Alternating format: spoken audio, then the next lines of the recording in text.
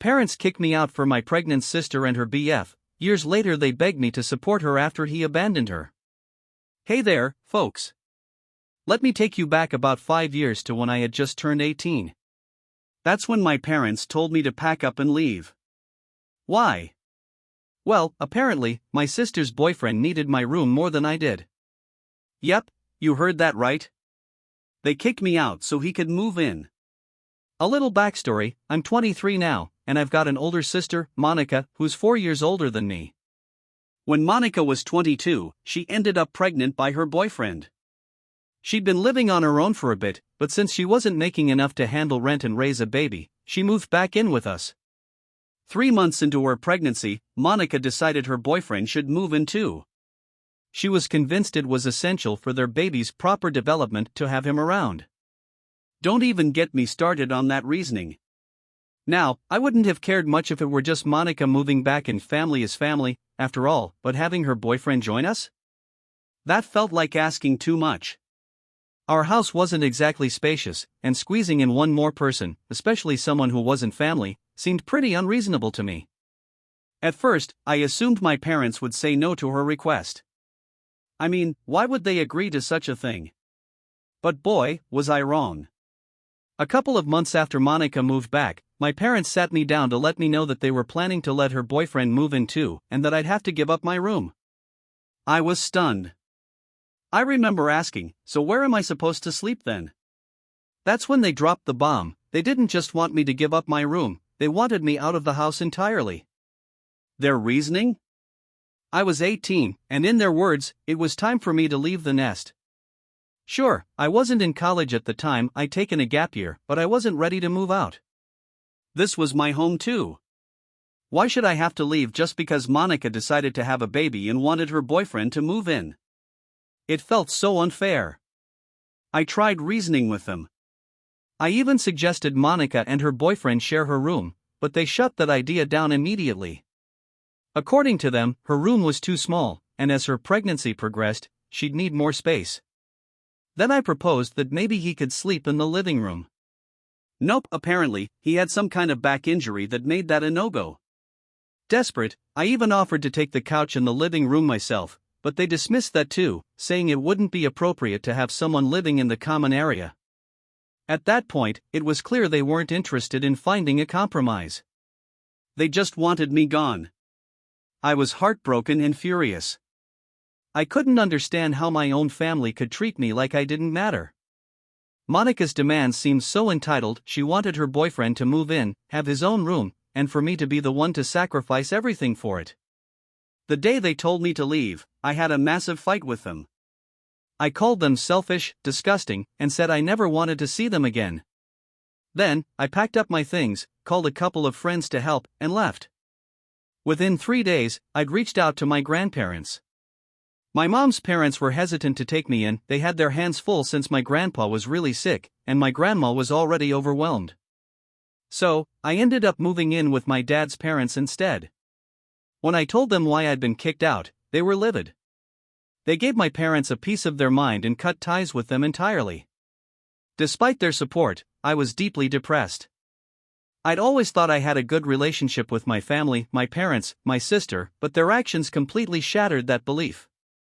The real kicker came the day after I left. Monica sent me a letter through one of her friends. To this day, I still have it because of how absurd it was. In the letter, Monica admitted that she had pushed our parents to kick me out because of her boyfriend. Apparently, he had a bit of a wandering eye, and when she got pregnant, they weren't even in a committed relationship. They'd only made things official after she found out about the baby, and she was worried he still wasn't fully committed. She thought having another woman in the house might tempt him or make him reconsider staying with her. I couldn't wrap my head around it. Why would she want to have a baby with someone she didn't even trust? It was all so messed up. The idea that Monica had me kicked out just so her boyfriend wouldn't be tempted to flirt with me? Absolutely insane. I almost texted her to tell her she had no self-respect. It was pathetic that she was still clinging to a man like that and even having his baby. But then I thought, what was the point? She clearly wasn't thinking straight, and honestly, being stuck with someone like him seemed like punishment enough. I decided to keep my distance from her and the rest of my family. They'd all made it perfectly clear where I stood, and frankly, I didn't want anything to do with any of them. So, I focused on moving forward. I've never been much for academics, which is part of why I decided to take a gap year in the first place. I needed time to figure out what I really wanted to do with my life. A 9-to-5 job always felt suffocating to me. I knew that kind of routine wasn't for me. I'd been playing guitar and drums since I was 12, all self-taught, and I was pretty good at it too. During that gap year, it finally clicked. This was what I wanted to do. I wanted to be a musician. I knew it wasn't a career path that guaranteed big money, but it was what made me happy, and that's all I cared about. I had this dream that maybe one day I could make it big. At the time, it seemed like wishful thinking, but, as it turns out, I wasn't entirely wrong. At first, it was tough. I was playing small gigs wherever I could find them, but the money wasn't great. I relied heavily on my grandparents just to get by. Eventually, after a lot of struggling, I managed to scrape together enough to rent a tiny apartment, though I had to share it with a roommate.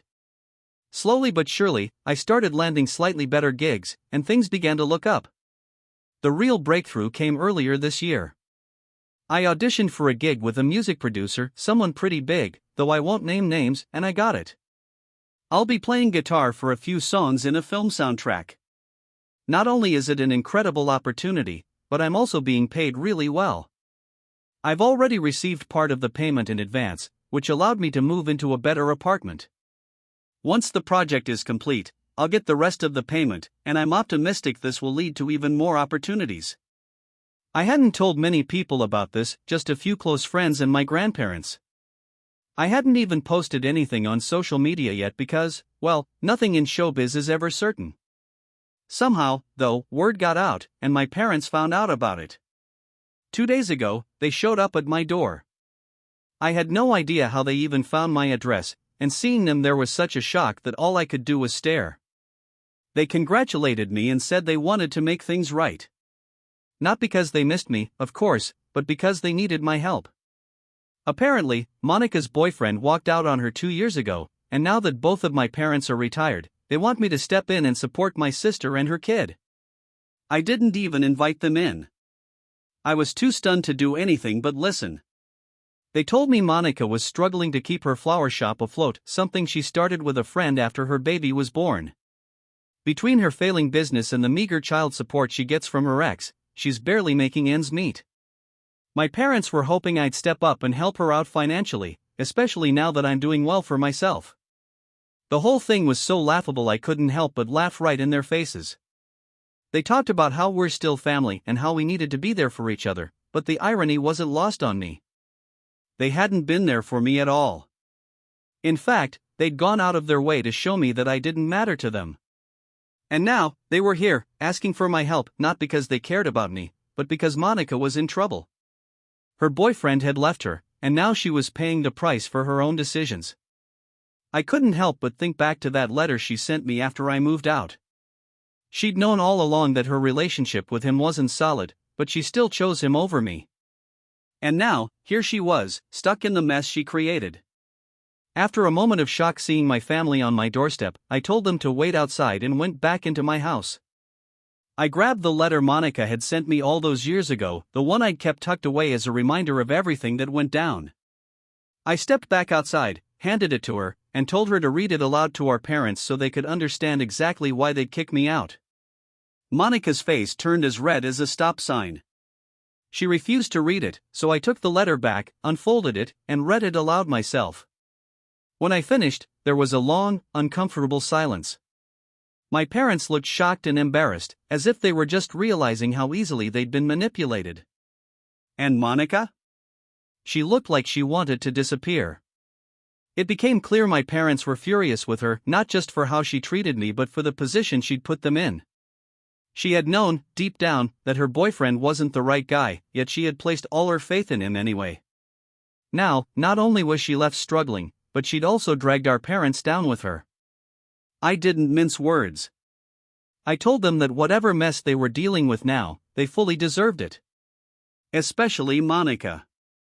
She knew what kind of person her boyfriend was but still sacrificed everything for him. I felt no obligation to help her. That's when Monica burst into tears.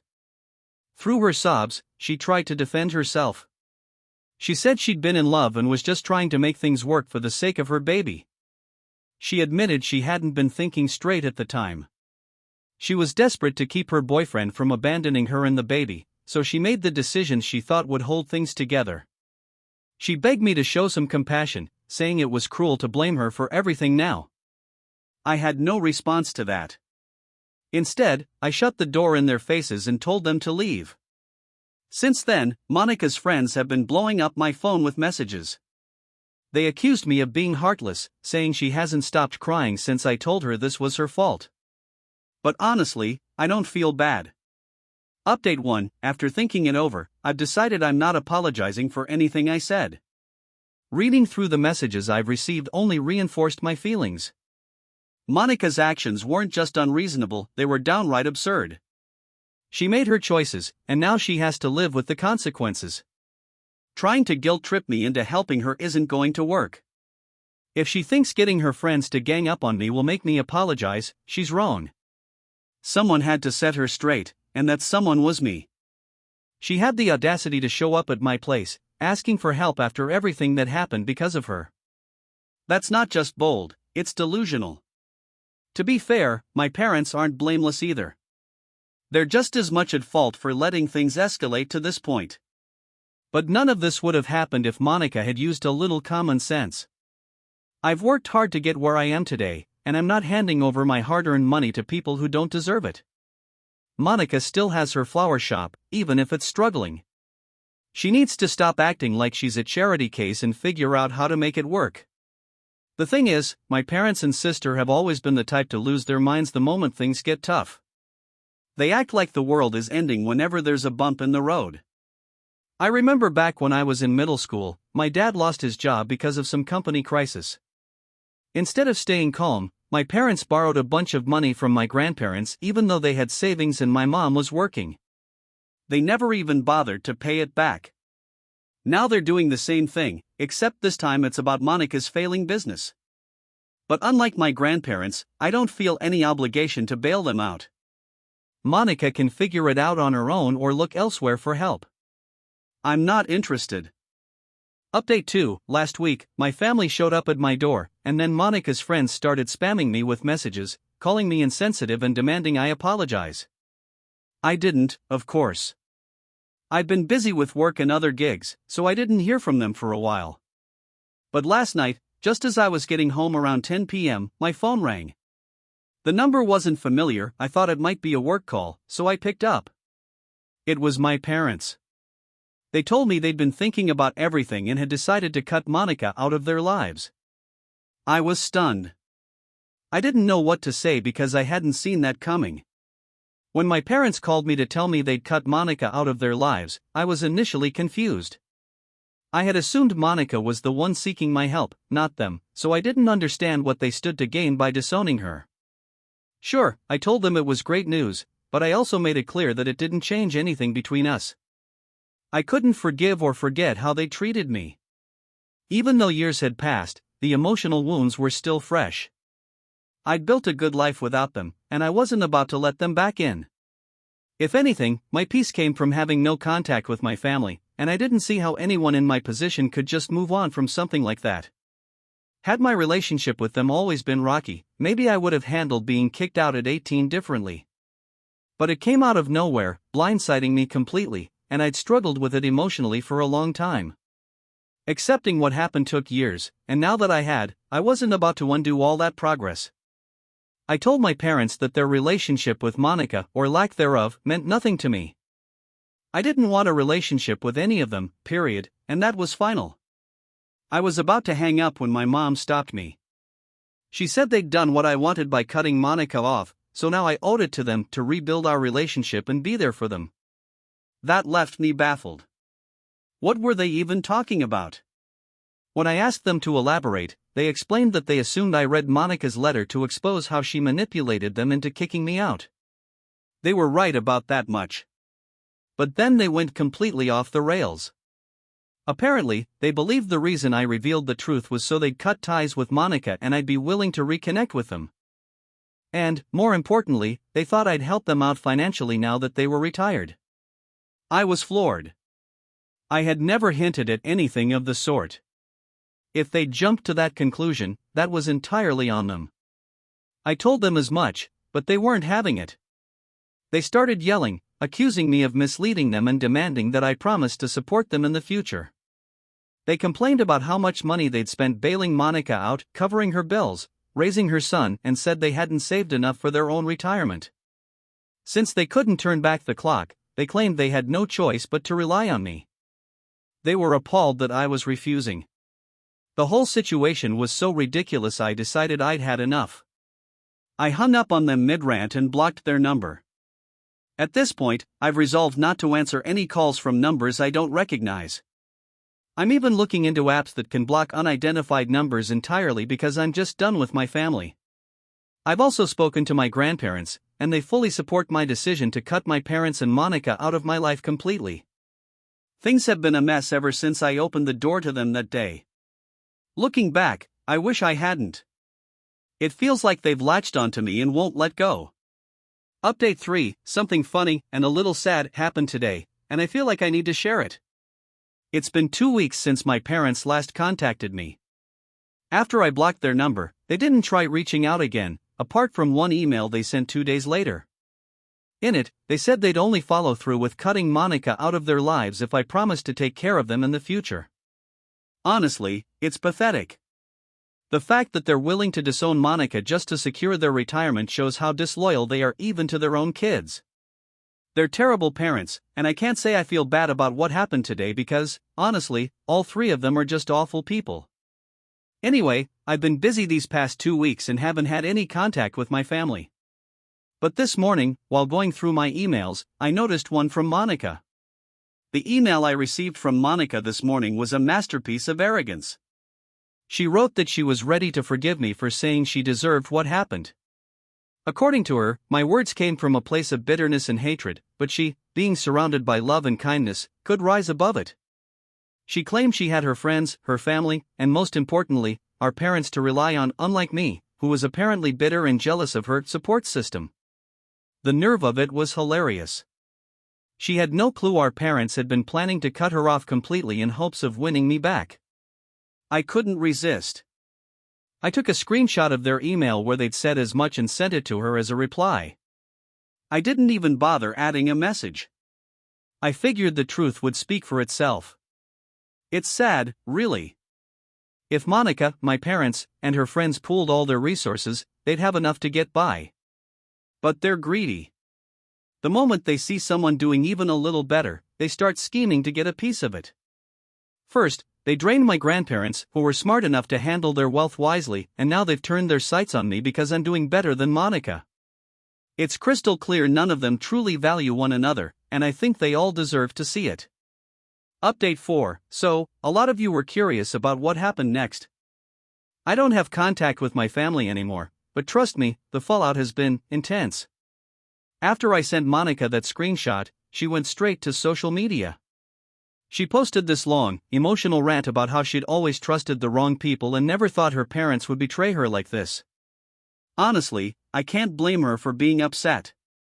Nobody expects their parents to sell them out, but if anyone should have seen it coming, it's Monica. They kicked me out without a second thought. Loyalty clearly isn't their strong suit. My parents, of course, didn't take her post lying down.